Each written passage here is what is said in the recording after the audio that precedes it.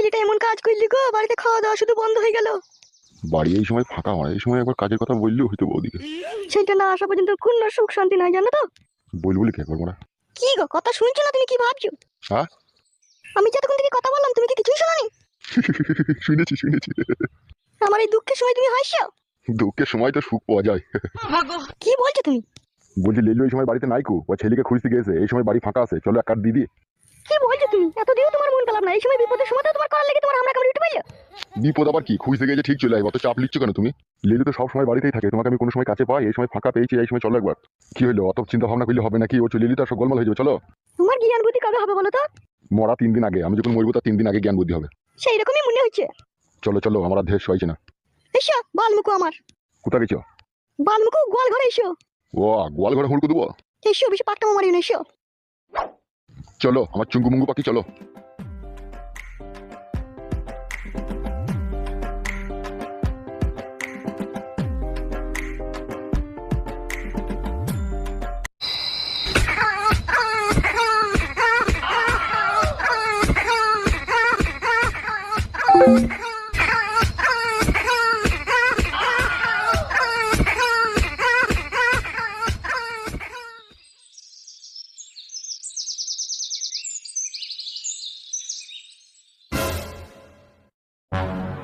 কাদা কুকুর বেটা, কাদা কুকুর বেটা, চোখ বুঝে শুন করে গিলাও তিলবেলা রেই দে, তাইলে আমি খুব ভালো ওদের কাছে।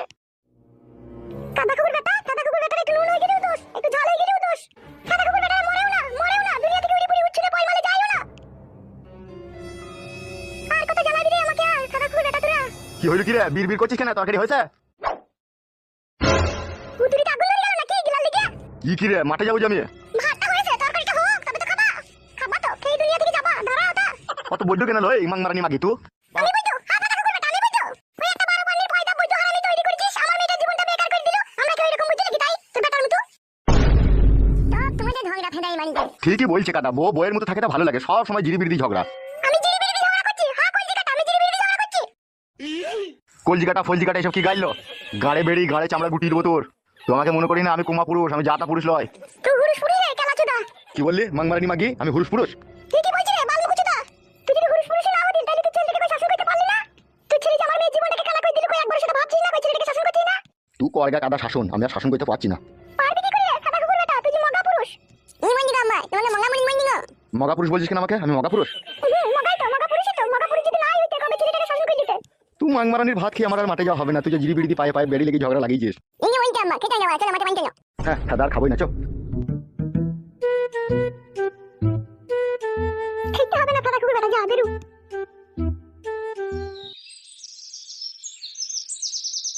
কি ব্যাপার, কি রে কুটকলাই, সব রুয়া গোনা মরে গেছে কেন?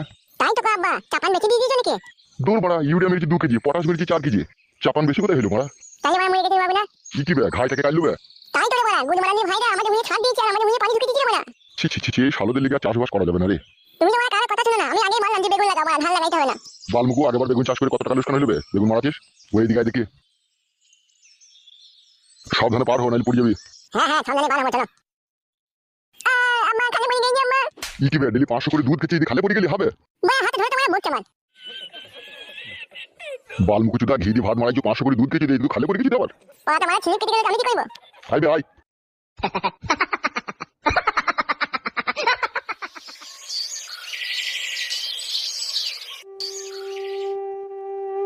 বড়া তাকে কোথা খুঁজবো বলো দেখিনি আমি? ছি ছি ছি ছি ছি, তাহলে জীবনের উপরে মই চপে গেলাম মনে হয়েছে।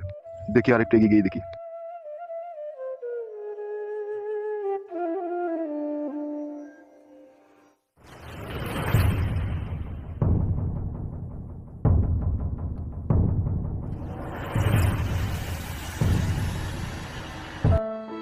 এটাও তো এমএলএ সাহেবের গোডাউন মনে হচ্ছে। কো এখান থেকে তো কোনো রজ পেয়েছি না।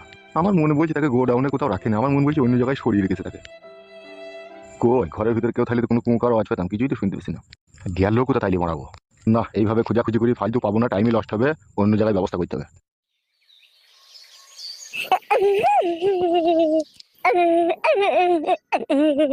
একটা কান্নার আওয়াজ মনে হচ্ছে না? এই ঘরে কে রে? পাঁচু না কে? এ পাঁচু,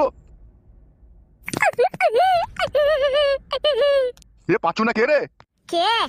এ আমি তোর আব্বা রে। আব্বা আব্বা আমাকে এই গোডাউনে ভরে রেখেছে আব্বা এমএলএ সাহেব। যে দরজা কম না রে।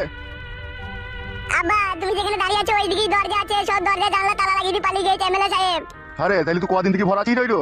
আব্বা আজকে আমাকে এক সপ্তাহ হলো ভরে রেখে দিয়েছে আব্বা। তাহলে তুই ছাড়াবো কি করি রে? আব্বা এমএলএ সাহেবের কাছে যাও, লোকজন লিডি বলে বলো আমার ছেলেকে কেন আটকে রেখে দিবি, আমার ছেলেকে ছেড়ে দে, আমার ছেলে তো তোর মেয়েকে ভালোবাসে নিবে, তোর মেয়ে জোর জবরদস্তি করে আমার ছেলেকে ভালোবেসেছিল।